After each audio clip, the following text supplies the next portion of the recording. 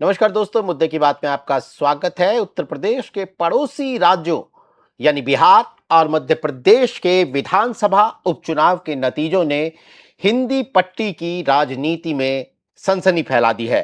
बिहार के बांकीपुर में जन सुराज के उम्मीदवार प्रशांत किशोर ने बीजेपी को करारी शिकस्त दी है। ये इस उपचुनाव की सबसे बड़ी खबर है, जो पूरे देश की राजनीति में जो एक बड़ी सुर्खी इस वक्त बन गई है। इसकी वजह हम आगे डिस्कस करेंगे। उधर एमपी के दतिया में कांग्रेस पार्टी की जीत ने यह साबित कर दिया है कि बीजेपी का कोई भी किला अभेद्य नहीं है।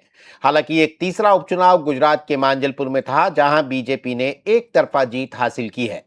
लेकिन बड़ा सवाल यह है कि बिहार और एमपी में बीजेपी की हार का उत्तर प्रदेश के 2027 विधानसभा चुनाव के लिए क्या कोई संदेश है? क्या कोई उस पर असर है? क्या प्रशांत किशोर का गैर पारंपरिक और विकास केंद्रित थर्ड फ्रंट मॉडल यूपी में भी कोई नया सियासी प्रयोग खड़ा कर सकता है? बात करने के लिए हमारे साथ मौजूद हैं आज तक .in के एसोसिएट एडिटर और वरिष्ठ राजनीतिक पत्रकार कबूल अहमद। कबूल, सबसे पहले तो मैं आपसे जानना चाहता हूं कि बीजेपी के अभेद्य किले बांकीपुर में प्रशांत किशोर की आश्चर्यजनक जीत और दतिया में कांग्रेस की वापसी 2027 के यूपी विधानसभा चुनाव से पहले बीजेपी के लिए आप इसमें क्या बड़े संदेश देखते हैं? देखिए नीरज भाई, हर चुनाव के नतीजों का राजनीतिक असर पड़ता है और खास तौर से उस राज्य में पड़ता है जहां पे बाईपोल चुनाव हुआ है और उस राज्यों के नतीजों का आसपास के राज्यों के भविष्य आगामी चुनाव और उनकी सियासत पे असर पड़ता है। इसलिए ये अक्सर देखा गया है राजनीति में। अब खासतौर से जो मध्य प्रदेश और बिहार दोनों भाजपा शासित राज्य हैं नीरज भाई, मौजूदा समय में दोनों जगह बीजेपी के मुख्यमंत्री हैं। अगर सत्ता में रहते हुए कोई सत्ताधार पार्टी अगर बाईपोल हार जाती है तो ये निश्चित तौर पर उसके लिए एक बड़ा सियासी झटके के तौर पे देखा जाता है। अगर मतलब सत्ताधारी कोई विपक्षी पार्टी अगर चुनाव हारती है तो इतना ज्यादा उसका इम्पैक्ट नहीं होता, क्योंकि अक्सर कहा जाता है कि उपचुनाव में जो सत्ताधारी दल होते हैं उनको फायदा मिलता है नीरज भाई। तो दो चीजें हैं, आप देखिए मध्य प्रदेश का दतिया का जो चुनाव है, ये भारतीय जनता पार्टी के एक समय लंबे समय तक भारतीय जनता पार्टी का मजबूत कर रहा है। यहाँ से नरोत्तम मिश्रा विधायक हुआ करते थे। हालांकि ये जो दतिया का जो दुर्ग है वो 2023 में ही दरक गया था, जब वहां से कांग्रेस ने जीता था। कांग्रेस के जो मौजूदा विधायक थे उनकी सदस्यता चली जाती है, उसके बाद चुनाव होता है और भारतीय जनता पार्टी इस सीट के लिए बड़ी मेहनत करती है। इसके बावजूद कांग्रेस चुनाव जीतने में नीरज भाई सफल रहती है और जो जीत का मार्जिन है नीरज भाई, वो भी लगभग पिछली बार की आसपास ही है। उसका 7,000 के आसपास का जीत का मार्जिन पिछली बार भी था और 7,000 के आसपास का मार्जिन इस बार भी है। तो यानी कि कांग्रेस ने जो 2023 में दतिया में प्रदर्शन किया था वो प्रदर्शन आज भी उसका बरकरार है। लेकिन दूसरी तरफ हम जब बिहार का बांकीपुर का चुनाव देखते हैं कि जो कि 1995 से लेकर नीरज भाई अभी तक भारतीय जनता पार्टी का सबसे मजबूत दुर्ग बना जाता था। कोई लड़ रही हो, आरजेडी जेडीयू का गठबंधन रहा हो या कोई लालू यादव का कोई संजय उनके साथ मुकेश सहनी के तमाम या कांग्रेस वामपंथी दलों के साथ गठबंधन, बांकीपुर में कोई असर अभी तक नहीं रहता था। ये बांकीपुर का चुनाव हमेशा भारतीय जनता पार्टी लगातार पिछले 9 चुनाव से जीत रही थी नीरज भाई, और वहां से जो मौजूदा विधायक थे वो नितिन नवीन, जो कि मौजूदा बीजेपी के राष्ट्रीय अध्यक्ष हैं, ये उनके इस्तीफे से खाली हुई सीट है। अगर वो सीट भारतीय जनता पार्टी हारती है, जो हार रही, लगभग हार ही गई है इस समय, आप देखेंगे नतीजे तो हार गई है। और वो बता रहे हैं कि भाजपा का जो सबसे मजबूत दुर्ग माना जाता था, जिसको लालू और नीतीश मिलके भी उस किले को नहीं भेज पाए थे, अब वो किला आज भाजपा का सुरक्षित नहीं रहेगा। ऐसे समय में भाजपा हारी है जब वहां के नितिन नवीन वहां पे जाके मेहनत करते हैं, मशक्कत करते हैं, नामांकन से लेके चुनाव प्रचार के आखिरी दिन तक डेरा जमा रहते हैं, इसके बावजूद भाजपा नहीं जीत पा रही नीरज भाई। तो ये बड़ा संदेश है भाजपा के लिए। अब इसका राजनीतिक जो असर है वो निश्चित तौर पे उत्तर प्रदेश की राजनीति में होगा। दो चीजें हैं नीरज भाई, एक तो ये चुनाव ये बता रहा है बाईपोल का कि अगर कोई भी दल या कोई भी नेता अगर मजबूती के साथ, स्ट्रेटजी के साथ चुनाव लड़ता है, तो भाजपा को जो अपराजय वाली जो भाजपा का विजय रथ है, ये कहा जाता था कि भाजपा को हराया नहीं सकता, भाजपा को हराया जा सकता है। ये संदेश बांकीपुर में प्रशांत किशोर दे रहे हैं, तो मध्य प्रदेश में कांग्रेस दे रही है कि ये चुनाव निश्चित तौर पे कि भाजपा को हराया जा सकता है, लेकिन भाजपा को उस गढ़ में भी हराया जा सकता है जो भाजपा के सबसे मजबूत दुर्ग है, वहां भी हराया जा सकता है। जिसको अभेद किला माना जाता है, वहां भी भाजपा को हराया जा सकता है।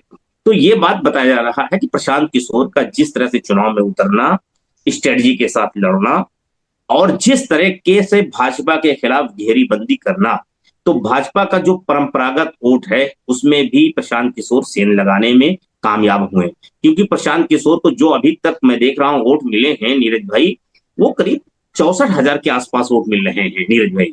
भारतीय जनता पार्टी जो वहां पे जीत का मार्जिन 50,000, 55,000, 48,000 का हुआ करता था, 60% से नीचे को वोट नहीं मिला पिछले 3-4 चुनावों में। 60% वोट एक तरफा बीजेपी लेती थी पोलिंग वोट का। तारीख में यह है कि वो 45% वोट के पास सिमट गई है और महज 44-45,000 के आसपास उसको वोट मिल रहे हैं। यानी कि जो भाजपा की जीत का मार्जिन हुआ करता था, वो भाजपा आज वोट पा रही है नीरज भाई। आप वहां पे देखिए, अगर हम इसका डाटा एनालिसिस करते हैं नीरज भाई, तो उसमें भी देखते हैं तो जो आरजेडी का वोट है उसमें भी बड़ा झटका लगा है, दूसरी तरफ भाजपा का वोट का है। क्योंकि प्रशांत किशोर को पिछली बार इस सीट पे जो उनके कैंडिडेट थे उनको महज 8,000 वोट नीरज भाई मिले थे। इस बार वो बढ़ के मतलब आप सोचिए कि 10 गुने नहीं 12 गुने हो गए। मतलब आप देखिए 10-11 गुना वोट हो रहा है नीरज भाई। तो आप समझ सकते हैं कि वहां पे प्रशांत किशोर ने किस स्ट्रेटजी के साथ, किस मेहनत के साथ अगर काम किया है, तो ये बता रहा है। अब इसका उत्तर प्रदेश की राजनीति में दो तरह का असर है। तो हम पहले चलते हैं बांकीपुर का चुनाव निश्चित तौर पे विपक्ष के लिए मनोवैज्ञानिक तौर पे उनके हौसला को बढ़ाने वाला है, जो उत्तर प्रदेश की राजनीति पे असर पड़ेगा। दूसरी तरफ भाजपा के लिए ये झटका है, क्योंकि अब चुनाव मुझे नहीं लगता कि अब कोई बाईपोल चुनाव नीरज भाई उत्तर प्रदेश के विधानसभा चुनाव से पहले होगा। जो अब मुझे दिखता है वो नहीं दिख रहा। अब होना सीधे उत्तर प्रदेश, पंजाब, उत्तराखंड, इन 5 राज्यों के चुनाव होने हैं। तो निश्चित तौर पे इस जीत को विपक्ष अपनी तरफ से बुनाएगा। और दूसरी तरफ भाई, और दूसरा दतिया में तो कांग्रेस जीती है। इस कांग्रेस की जीत ने कांग्रेस के हौसला बढ़ा दिया है। और खास तौर से नीरज भाई, दतिया के चुनाव का मैसेज भी एक और है जिसमें हम अभी आगे जिक्र करेंगे कि वहां पे आजाद समाज पार्टी को भी बहुत अच्छा खासा जी बिल्कुल, उसको हम अलग से बात करेंगे। वो सवाल है मेरी लिस्ट में। अगर हम एक एक करके चीजें को डिकोड करें, तो प्रशांत किशोर ने बिहार जैसा राज्य जहां पर चुनाव की बात आते ही जातिगत समीकरणों की बात होने लगती है। आप देखिए कि किसी भी तीनों कैंडिडेट बांकीपुर के, उनके नाम के पीछे उनका सरनेम नहीं लगा है। प्रशांत किशोर, आप पहली नजर में नहीं बता पाएंगे जाति क्या है। सिन्हा जो बीजेपी के कैंडिडेट हैं, उनके नाम जी नीरज कुमार और रेखा कुमारी। हालांकि वोट देने वालों को पता है, सबको, लोग बोल भी रहे हैं कमेंट्री में, लेकिन उनका लिस्ट जो आप चुनाव आयोग की वो देखते हैं वेबसाइट, वहां पर नहीं लगा हुआ है। वहां पर बिना किसी जातिगत आधार के, बिना किसी बेस वोट के बीजेपी को और आरजेडी को, दोनों कद्दावर पार्टियों को धकेलते हुए प्रशांत किशोर एक बम्पर जीत हासिल करते हैं। क्या आपको लगता है कि ये एक गैर पारंपरिक, या मैं कहूं कि एक विकल्प आधारित राजनीति के लिए यूपी में भी कोई जगह बनती है क्या? अगर हम इस मॉडल को देखें, विकल्प आधारित राजनीति में, ये कह रहा हूं कि एनडीए वर्सेस इंडिया, या तो इधर वोट देंगे या उधर वोट देंगे। बीजेपी के वोटर, यूपी के वोटर के सामने भी यही चॉइस है। तो क्या ये एक दरवाजा खोलता है क्या कि एक विकल्प आधारित राजनीति के लिए कोई जगह बनती है, और फिर वो क्या हो सकती है? निश्चित तौर पे हमेशा विकल्प की तलाश जनता को रहती है, क्योंकि परंपरागत तौर पे बिहार में एक लंबे समय से दो ही राजनीतिक धुरी दिखते हैं। एक तरफ दिखता है आरजेडी का नेतृत्व दिखता था, और दूसरी तरफ जो है हमेशा भारतीय जनता पार्टी या जेडीयू का नेतृत्व दिखता था। इन दो धुरियों में पूरी बिहार की राजनीति बटी थी।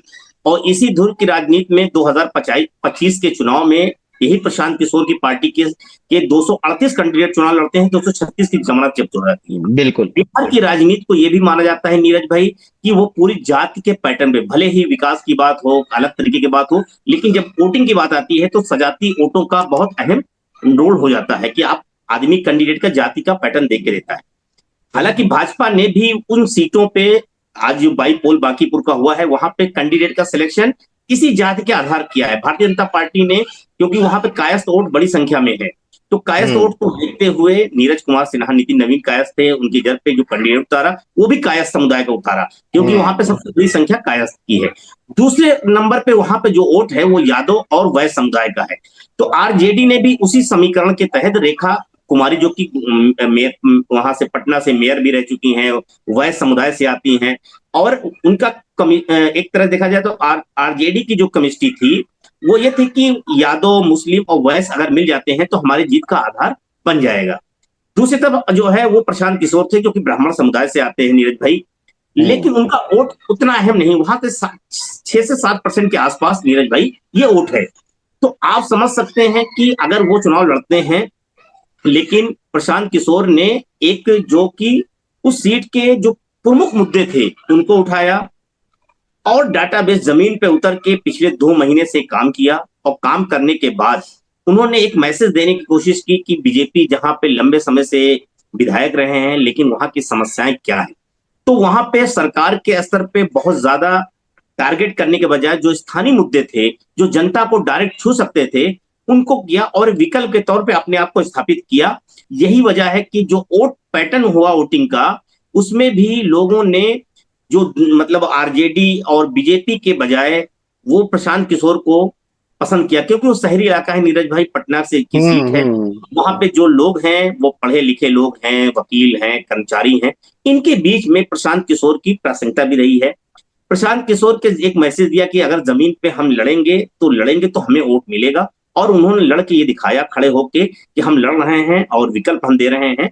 तो उनके बीच में आप याद होगा कि प्रशांत किशोर 2025 से पहले चुनाव में कह रहे थे हम लड़ेंगे, लेकिन आखिरी टाइम पे वो मैदान छोड़ दिए थे, लेकिन इस बार वो मैदान में लड़े, और जब लड़े तो नतीजे भी उनके पक्ष में दिखे हैं। तो प्रशांत किशोर जो अभी तक पर्दे के पीछे से रह के काम किया करते थे, पहली बार वो फ्रंट फुट उतरते हैं तो उनके पक्ष में जाता है। एक बात आपने कहा कि क्या विकल्प की तलाश है, तो मुझे वहां भी आप देखिए तो सीधा लड़ाई बीजेपी और प्रशांत किशोर के बीच हुई। आरजेडी को वहां पे लोगों ने दरकिनार कर दिया है, और जो परंपरागत आरजेडी की पॉलिटिक्स रही है नीरज भाई, उससे बाहर विकल्प लोगों ने थोड़ा सा और प्रशांत किशोर को दिया, क्योंकि अक्सर वहां पे जब भी चुनाव की बात होती थी वो आरजेडी और बीजेपी या जेडीयू के बीच में डिवाइड हो जाती थी, दो ध्रुवीय राजनीति होती थी, और इस बार भी दो ध्रुवीय हुई है। लेकिन जो दूसरा ध्रुव था वो जो है वो अब प्रशांत किशोर बन गए हैं। तो निश्चित तौर पर प्रशांत किशोर की राजनीति में अब बात आती है कि क्या उत्तर प्रदेश में भी ऐसे विकल्प की तलाश है। निश्चित भाई उत्तर प्रदेश में विकल्प की तलाश है, लेकिन कोई विकल्प उस तरह का सामने नहीं आ पाता। उत्तर प्रदेश में 3 ध्रुवीय लड़ाई हमेशा रही है। तीसरी ध्रुव की तरफ पे अगर देखें तो बहुजन समाज पार्टी हुआ करती थी एक समय तक, लेकिन बहुजन समाज पार्टी धीरे धीरे डाउन हो रही। तीसरे विकल्प के तौर में जो आजाद समाज पार्टी है, स्वामी प्रसाद मौर्य है, असदुद्दीन ओवैसी हैं, तीसरे विकल्प बनने की कोशिश कर रहे हैं। लेकिन उत्तर प्रदेश कबूल माफी रोक रहा हूं क्योंकि मैं अगला सवाल दतिया में आजाद समाज पार्टी के कैंडिडेट के वोट का लूंगा। इससे पहले एक सवाल छोटा सा, आपने कहा 2 महीने से तैयारी कर रहे थे, बल्कि और लंबे समय से तैयारी तो 2025 के विधानसभा चुनाव से पहले से चल रही थी प्रशांत किशोर की पार्टी की। इस बीच में जो एक बड़ी चीज हुई है इस चुनाव से पहले, वो है जंतर मंतर का जेन जी आंदोलन, और उसका असर हम दिल्ली के अलावा जहां हमने सबसे ज्यादा देखा वो बिहार था, जहां पर छात्र जो है वो पुलिस वालों से आंख में आंख डालकर पूछते नजर आए कि वाटर कैनन नहीं लाए हो क्या भैया, जहां पर AK-47 को फायर होते हुए हम देख रहे हैं। यानी बिहार में हमने चुनाव से ठीक पहले उस जेन जी आंदोलन का एक बड़ा असर देखा। इसके बाद बांकीपुर चुनाव हुआ।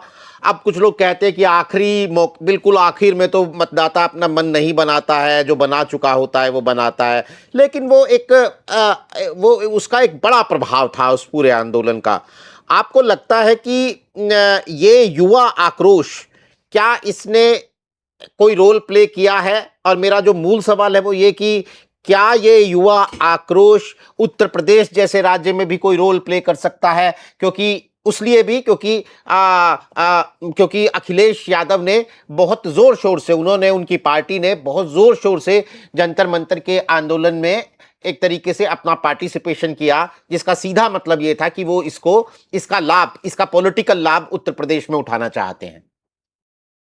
देखिए नीरज भाई, इसमें कोई शक नहीं है कि दोनों जो खासतौर से जो दोनों राज्यों के दो विधानसभाओं का आपने बात किया, तो ये छात्र आंदोलन के साए में चुनाव हुआ है नीरज भाई।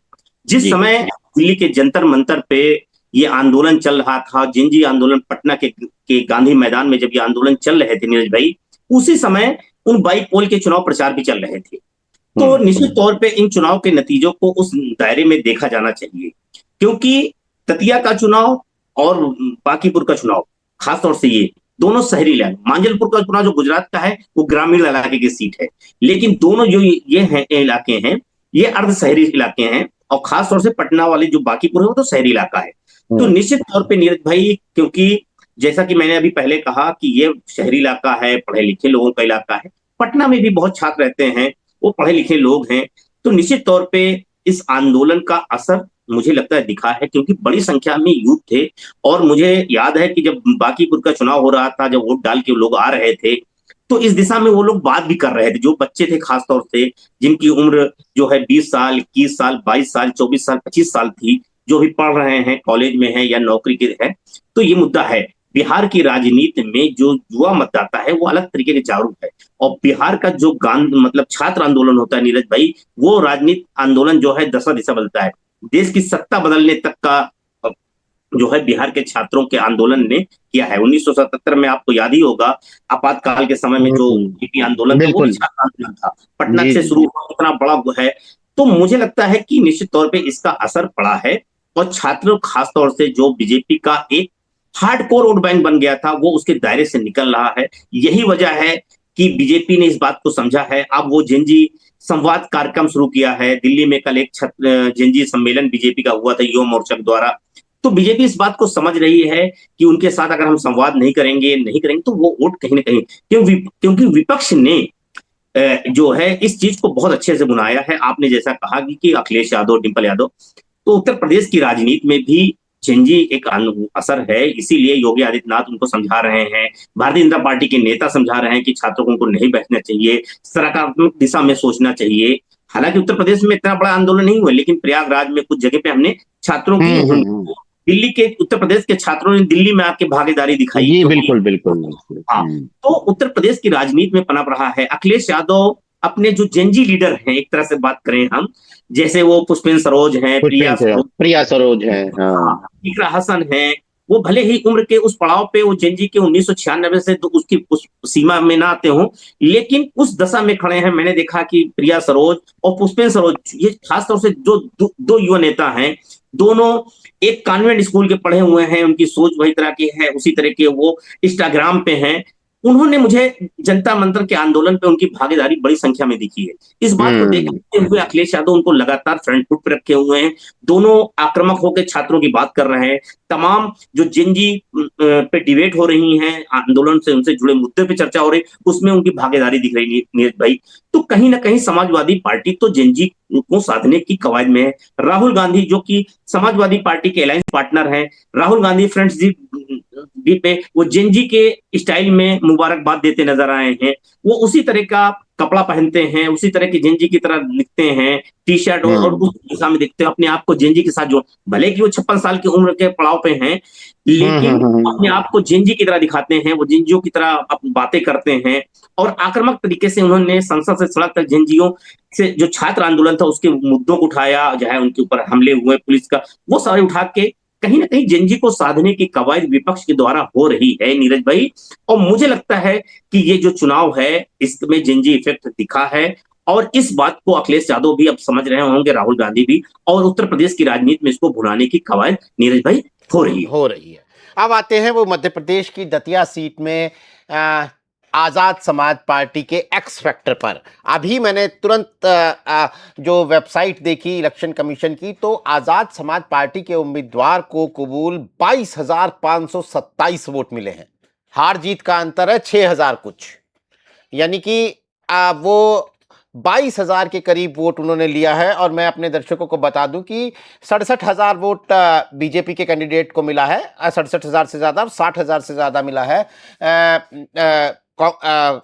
कांग्रेस पार्टी को मिला है 67,000 से ज्यादा वोट, और बीजेपी को मिला है 60,000 से ज्यादा वोट। लेकिन मध्य प्रदेश तो विशुद्ध कांग्रेस और बीजेपी के बीच की लड़ाई मानी जाती है। ऐसे में यहां पर आजाद समाज पार्टी के कैंडिडेट को 22,000 से ज्यादा, 22,500 से ज्यादा वोट मिलना क्या दिखाता है? क्या चंद्रशेखर खुद को उत्तर प्रदेश के बाहर भी अपनी मौजूदगी दर्ज करवा रहे हैं? ये वही स्टाइल है जो मायावती का होता था कि उत्तर प्रदेश में वो बिल्कुल एक बड़ा चुनाव लड़ती हुई नजर आती थी, लेकिन बहुत सारे राज्यों में दो चार सीटों पर उनके विधायक हम देखते थे बहुत सारे राज्यों में।